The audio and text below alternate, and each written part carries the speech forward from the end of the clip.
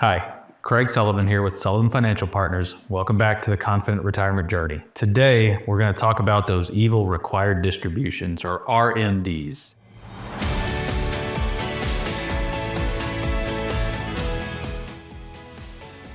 Let's get into it. Why do they exist? Well, for a long time, you were taught to put money into pre-tax accounts. These are accounts through employers most often, things like 401ks, 403bs, sometimes your individual IRAs, things of that nature where you put money into them and you've never had to pay tax.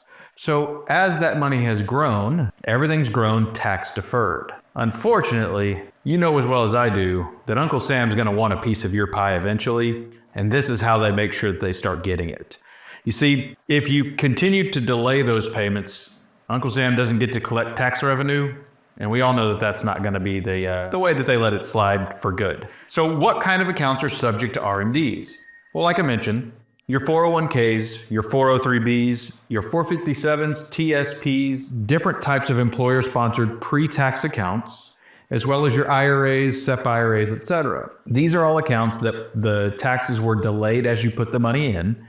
You've never paid tax on the growth. So now at age 73, as of right now, age 73 is when your required distributions must start. Now, I'm going to pause for a second because if you were at an age when it used to be 70 and a half or age 72 and you had to start required minimum distributions at that time, then obviously we got to continue doing those as well. But for today's new clientele reaching age 73, this is where the required minimum distributions begin. This is happening, like I said, with all your traditional IRAs, your rollovers, your simple and your SEP IRAs, most of your employer plans, and a lot of self-employed 401ks, profit sharing plans, etc. One key note here is that we did put Roth accounts up there. Now, there's not necessarily a required distribution on the policy or the account owner during their lifetime, but there is a required distribution on the beneficiaries if they were to inherit a Roth account. Just something to be aware of. How is that calculated?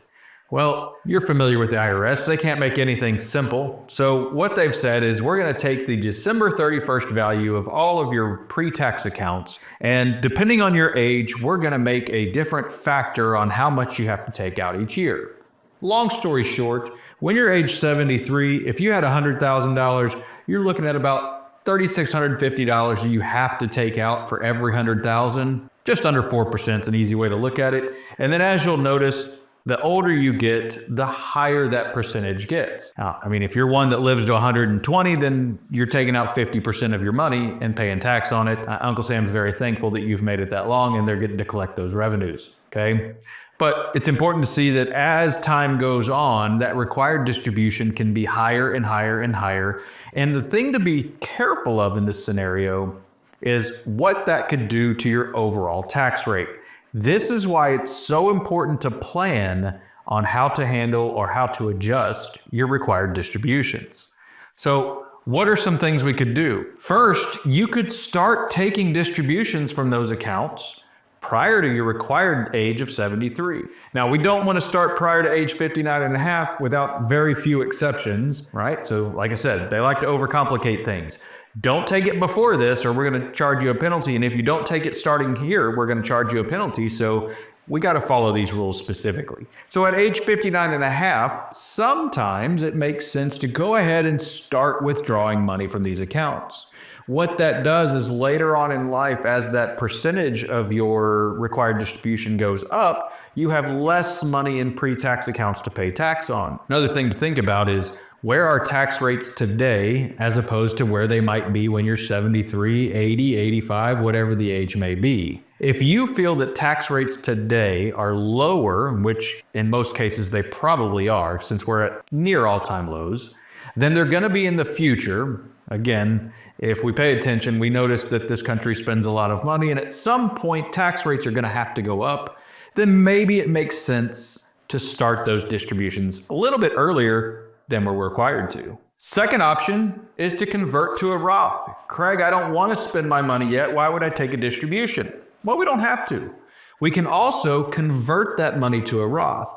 We get to achieve the same goal of getting the money out of the pre-tax accounts to avoid the higher level of required distributions in the future, but we're able to now get tax-free growth. So we pay the tax now while tax rates are hopefully lower, it grows, and in the future, we're paying tax on less than the IRAs, and we have more in the Roth accounts coming out tax-free. It's a pretty fun strategy, but it's got to be done correctly. Third option is for those of you who are charitably inclined. Now, I'm not telling you if you're not a charitable person, you should go make all your required distributions to a charity.